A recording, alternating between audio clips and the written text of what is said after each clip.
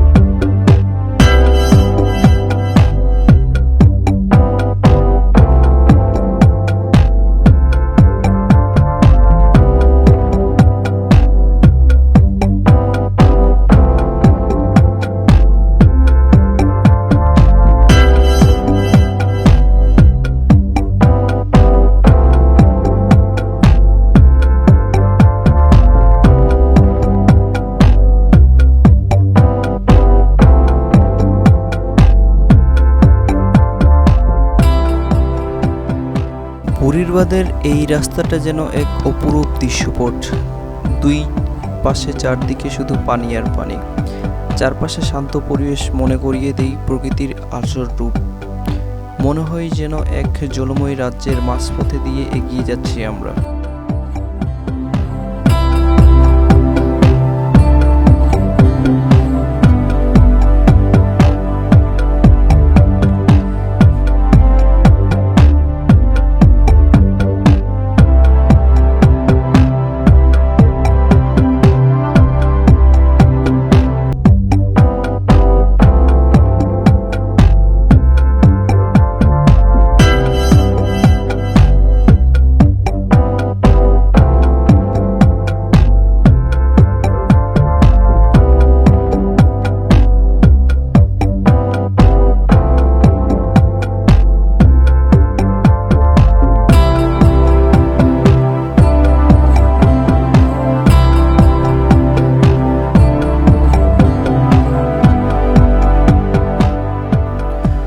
অপরূপ সুন্দর ওই রাস্তা শেষে আমরা পৌঁছে গেলাম সেই কাঙ্ক্ষিত বুড়িরবাট সুইচ গেটে। আসার প্রথমেই আমরা যেটি দেখতে পাই সেটি হচ্ছে একটি মাছের ভাস্কর্য। এখনো পুরোপুরি রেডি হয় নাই, আপনারা আসলে হয়তো দেখতে পাবেন। এটা এখনো পুরোপুরি রেডি হয় নাই, কিছুদিনের মধ্যে এটা পুরোপুরি তৈরি হয়ে যাবে, দেখতেও অনেক সুন্দর লাগবে। তো চলুন আপনাদের এই আশেপাশের দৃশ্যগুলো দেখিয়ে আসি।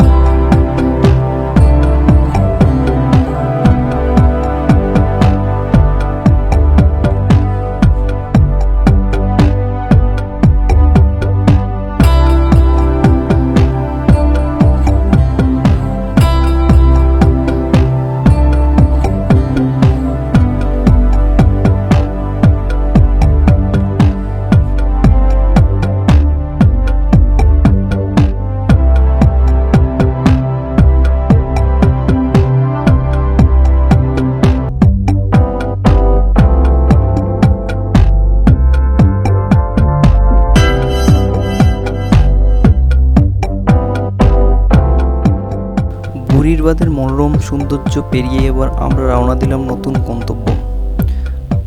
আমাদের সামনে অপেক্ষা করছে ঐতিহাসিক এক অংশ, সেটি হচ্ছে বালিয়াডাঙ্গি হরিণমারির 200 বছরের পুরনো সেই বিখ্যাত আম গাছটি এখন দেখতে যাব।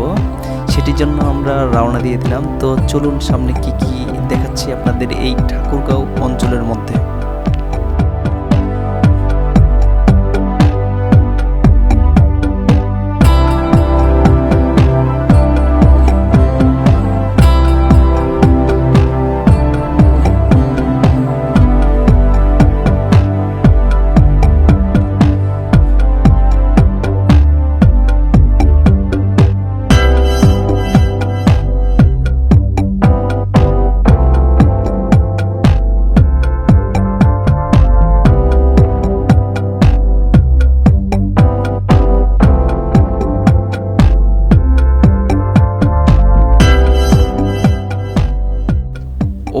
চলে আসলাম সেই বালিয়াডাঙ্গি হরিণমারি এলাকায়, যেখানে 200 বছরের পুরনো সেই আম গাছটি আছে।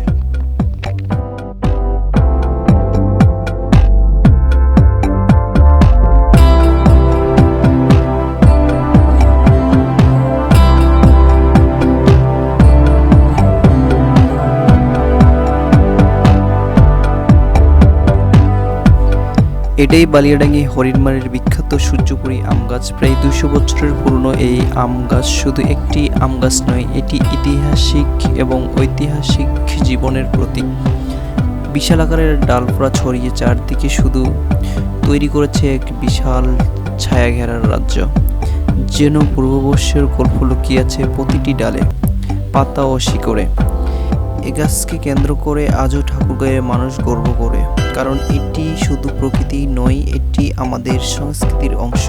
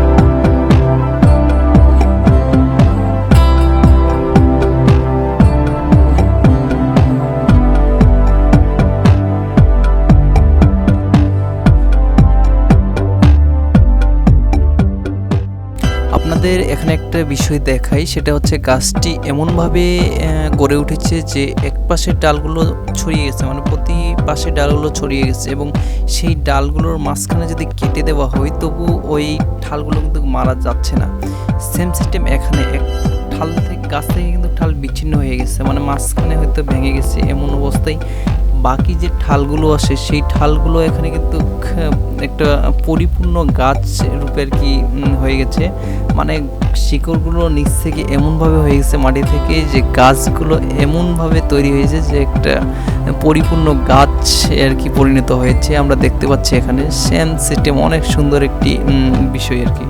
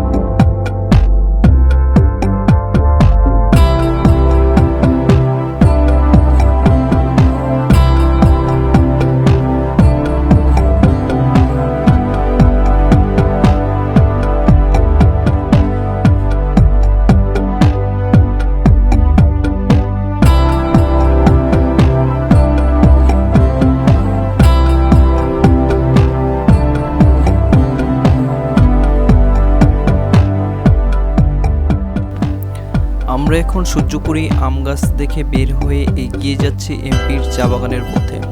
চা বাগানের সবুজ সৌন্দর্য আর নিরিবিলি পরিবেশ নিশ্চয়ই আমাদের ভ্রমণকে করবে আরও রঙিন আর আনন্দময়।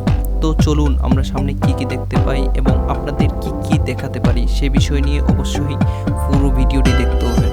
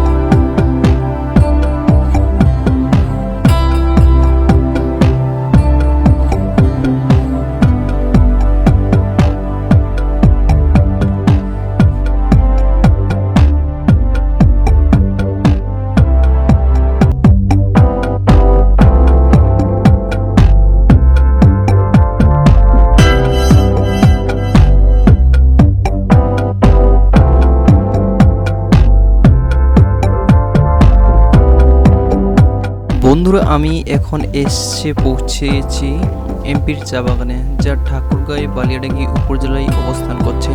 চা চাষের শুরু হয়ে এখানে প্রায় 2007 সালে। এটি এক ভিন্ন দৃষ্টান্ত, কারণ চা বাগানের উৎপাদনের কেন্দ্রীয় অঞ্চল না হলেও ঠাকুরগাঁও এটি দ্রুত সম্প্রসারণ পেয়েছে। এখনও বাগানগুলো প্রায় 1457 একর এলাকা জুড়ে, যা হাজার পরিবারের জন্য কর্মসংস্থানের উৎস। সমতল এই অঞ্চলে যা চা বাগানের সারি যেন প্রকৃতির আঁকা সবুজ টেক্সচারে পরিণত হচ্ছে। এখানে আসা মানেই প্রকৃতির স্নেহময় স্পর্শ।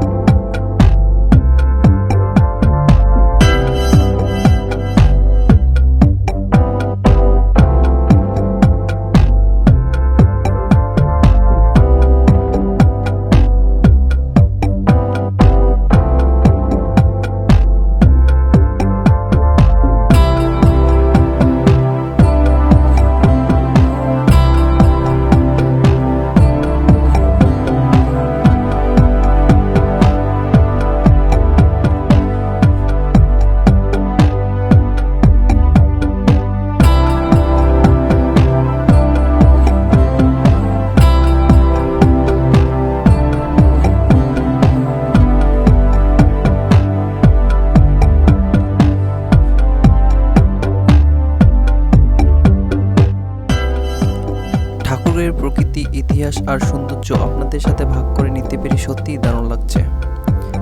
আপনাদের আমার এই ব্লগটি ভালো লেগে থাকলে অবশ্যই আমার সাথে পরবর্তী ব্লগে থাকবেন এবং আমার শম্ভু অর্ডিনারি ব্লগ পেজটি ফলো করে দিবেন। দেখা হবে আবার নতুন যাত্রায় নতুন গন্তব্যে। ধন্যবাদ সবাইকে।